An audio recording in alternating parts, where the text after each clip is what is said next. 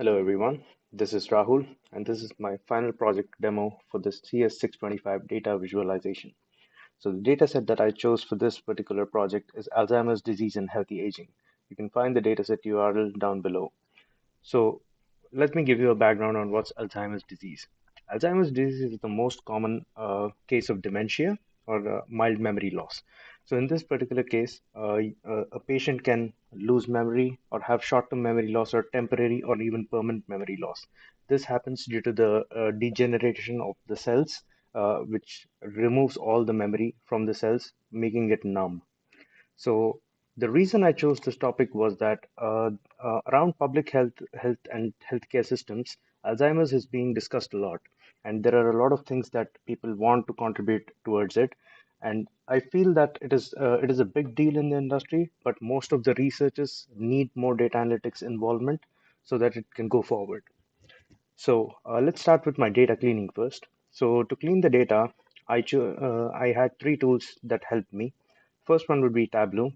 So using Tableau, I just cleaned all my irrelevant data, and then I used Python, and then I used Edit CSV Online, which is nothing but this tool.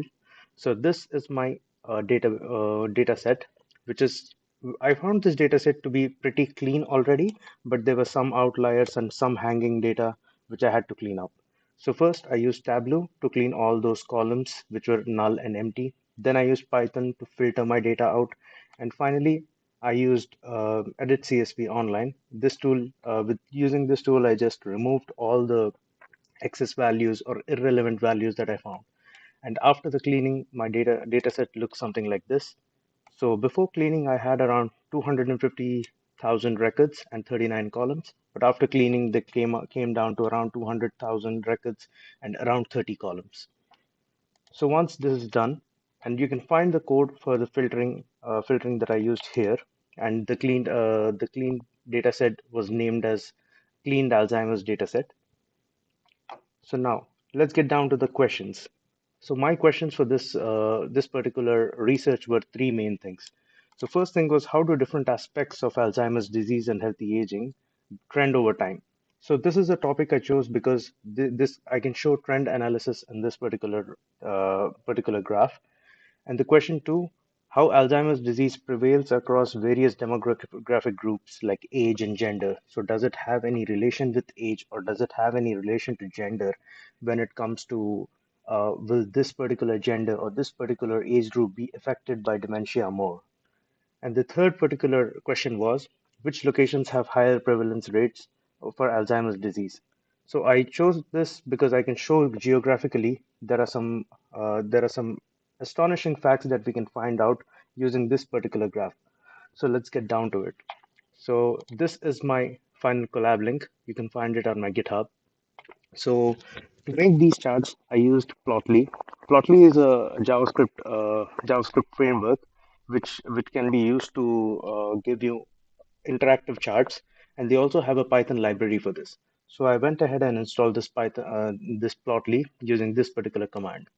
Then I imported all the libraries that are required for me during this project.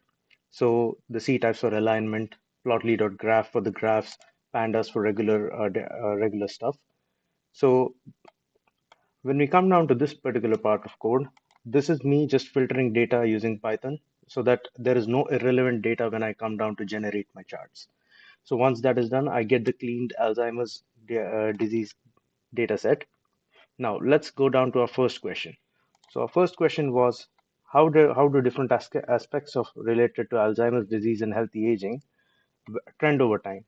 So when we come down to our data set, we have this topic column, which is nothing but there are a lot of things here which are relevant to the patients of Alzheimer's disease.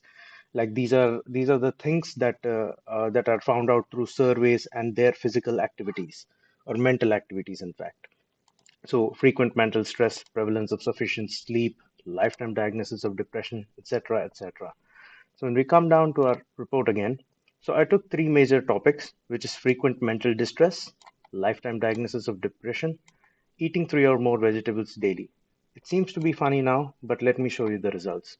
So when I come down here, I've generated a multi-line graph, multi-line chart, which gives you four states in the United States. I chose these four states because these are from the extreme corners of the United States, California being on the west, Montana being on the north, Texas being on the south, and New York being on the extreme east. This could give us more better results, is what I felt, and it would avoid visual clutter in my particular chart. So let's go to frequent mental distress.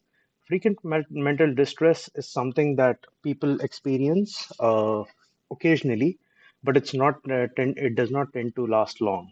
So in this particular case, if you can see, there is a lot of instability in the graph in all the states.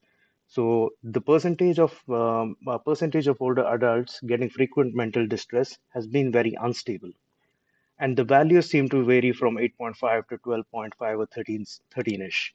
Let's go to lifetime diagnosis of depression.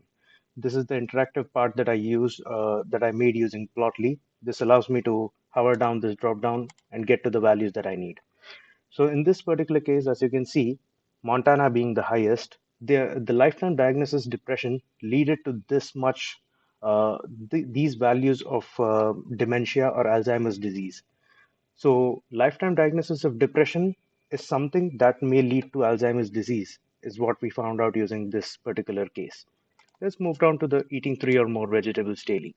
I chose this because this means that the person is following a good diet, and these records are being found by the surveys. So, if you can see, these curves are pretty stable.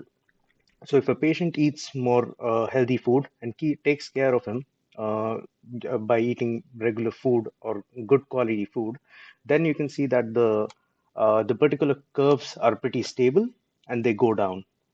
So this is what I found out using my first particular question. So let's come back to my question, and how do different aspects related to Alzheimer's disease trend over time? So, using this trend analysis, we can say that different topics and different remedies are somewhat responsible for the occurrence of non-occurrence of Alzheimer's disease. Let's move down to the second question. How does Alzheimer's disease prevalence vary across different demographic groups like age and gender? So for this chart, I again used Plotly, and I took our genders, male and female, and I chose the high confidence limit to be best for the bar graph. So for this, I have another column in my data set, which is the mean value of the high confidence limit, because the confidence limit measured throughout the tests were supposed to be unstable, because a person might be confident at some point and not confident at that point, other point. So I can take mean of it, and then I generate this chart. So what can we find using this chart? So if you can see, the pink represents female and the blue represents male. And I feel that according to this chart, the females are more confident than the male people, and this might also trend differently for different genders. So if we can zoom in here, the female confidence is always tend to be more than the male. So when we go back here, if you can see, most of it is like that. So coming down to our second question, does Alzheimer's disease prevail over age and gender? According to this particular graph, yes, it does. But I also like to keep in mind that this is just 200,000 records speaking for itself. There might be more records and there might be more cases where the answer to this question might change. So let's move down to the third question. Which locations have a higher prevalence rates of Alzheimer's disease, and how do these rates vary geographically? So this was a challenge to myself, because making this chart was a bit of pain, because I chose the topic as sunlight consumption for my data set. Because, fun fact, there is a research study that sunlight consumption is directly proportional to non-occurrence of Alzheimer's disease, which means if you get more sunlight in an area, or you're exposed to more sunlight, then according to the research, the occurrence of Alzheimer's disease is less. So let's come down to the chart. I chose a choropleth map because that would make more sense in this case. So if you can see, uh, the northern and the northwestern part receives more sunlight according to our geographical map, and that's why all these states which are in yellow receive more sunlight, and these are the people who are less infected by Alzheimer's disease. Whereas in the other cases, wherever there is less sunlight, uh, the occurrence of Alzheimer's disease is more. So I chose this chart so that we can explore this geographically, and it makes more sense now that sunlight consumption or having a good diet, these are the topics that relate to Alzheimer's disease, and they do affect a person's occurrence or recurrence to Alzheimer's disease. So these were the three main questions that were answered in all of this analysis. Thank you.